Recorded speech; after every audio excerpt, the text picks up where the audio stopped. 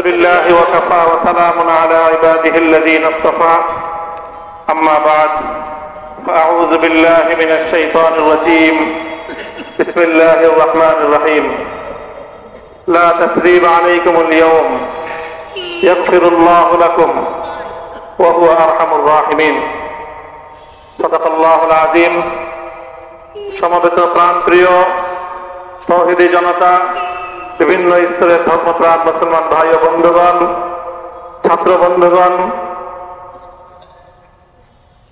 এবং প্রিয় এলাকাবাসী, আল্লাহ পাক রব্বুল আলামিনের শুকরিয়া আদায় করি।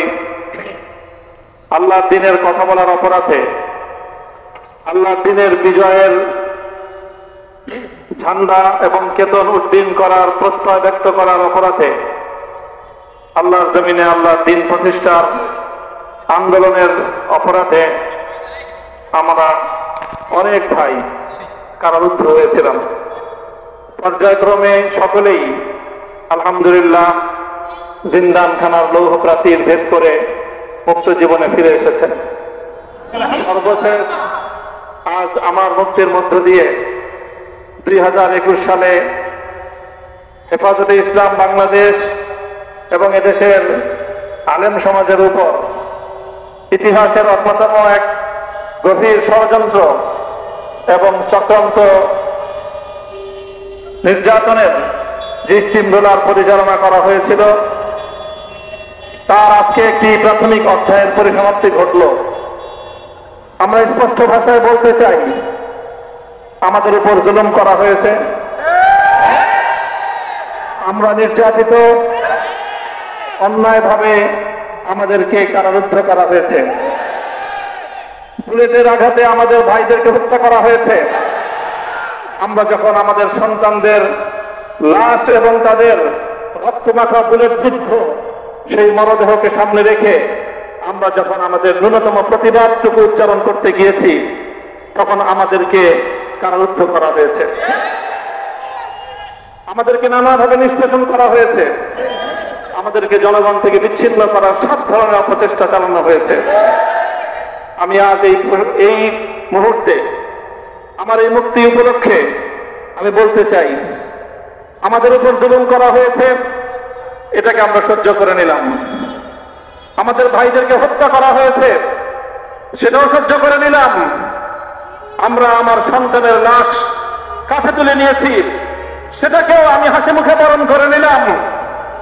আমাদেরকে অপমান এবং লাঞ্ছনার সব ধরনের ষড়যন্ত্রের সম্মুখীন হতে হয়েছে, সেটাও আমরা হাসি মুখে বরণ করে নিয়েছি। কিন্তু আল্লাহর জমিনে আল্লাহ এবং তার রাসূলের কথা সমান এক মুহূর্তের জন্য আমরা বরদাস্ত করে নেব না। আমরা আমাদের সর্বোচ্চ ত্যাগ এবং কোরবানি স্বীকার করতে প্রস্তুত রয়েছি, জীবন দিতে প্রস্তুত রয়েছি। আল্লাহর জমিনে আল্লাহর দ্বীনের ঝান্ডা সমুন্নত করেই আমাদের যাত্রা থামবে ইনশাআল্লাহ। হয়তো শাহাদাত, নয়তো খেলাফত ইনশাআল্লাহ।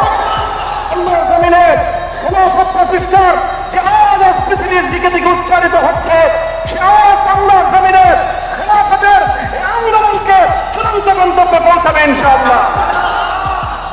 বাংলাদেশের আলেম সমাজ, হেফাজতে ইসলাম বাংলাদেশ সহ বাংলাদেশ খেলাফত মজলিস সহ সকল ভ্রাতৃপ্রতিম সংগঠন, সকল ধর্মপ্রাণ, ইসলামপন্থী বিভিন্ন ছোটখাটো মতবিরোধ, মত পার্থক্যের ঊর্ধ্বে উঠে যারা এলায়ে কালিমাতুল্লাহর এই এক বাণীতে বিশ্বাসী, আল্লাহর জমিনে আল্লাহর দ্বীন কায়েম করতে চাই, আমাদের তাআলাউ ইলা কালিমাতিন সাওয়াইন বাইনানা ওয়া বাইনাকুম এই এক মন্ত্রে উজ্জীবিত হয়ে আল্লাহর দ্বীনের ঝান্ডা সমুন্নত করবার এই আন্দোলন এবং সংগ্রামে আমি নিজেকে উৎসর্গ করার ঘোষণা করছি।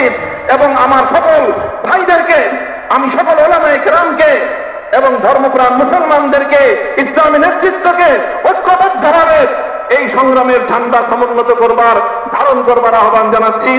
এবং আপনাদের সকলকে আবার শুকরিয়া জ্ঞাপন করছি যে আজকে আপনারা এভাবে আমাকে উৎসাহিত করেছেন, উজ্জীবিত করেছেন। আল্লাহ পাক আপনাদের সকলকে উত্তম বিনিময় দান করুন। প্রিয় ভাইয়েরা,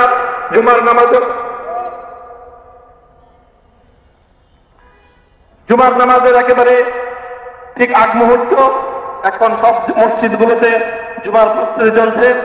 আমরা এখন এখানে খুব সংক্ষিপ্ত দোয়ার মাধ্যমে আমাদের আজকের এই প্রোগ্রামের সমাপ্তি ঘোষণা করব।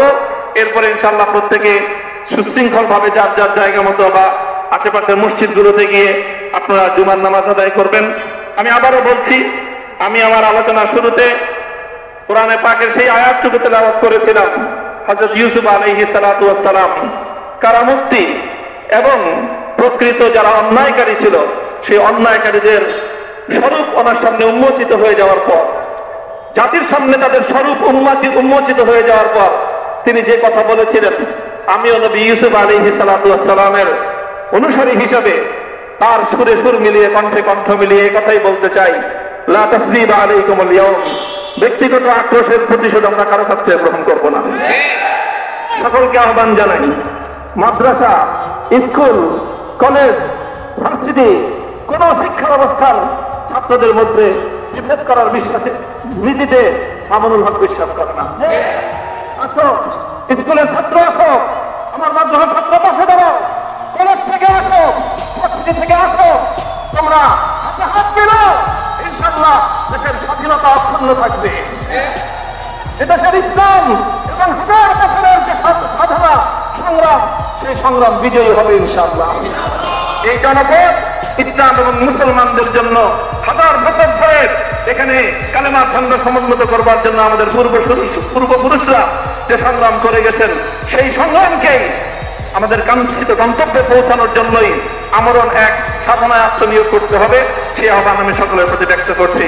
আলহামদুলিল্লাহ রাব্বিল আলামিন।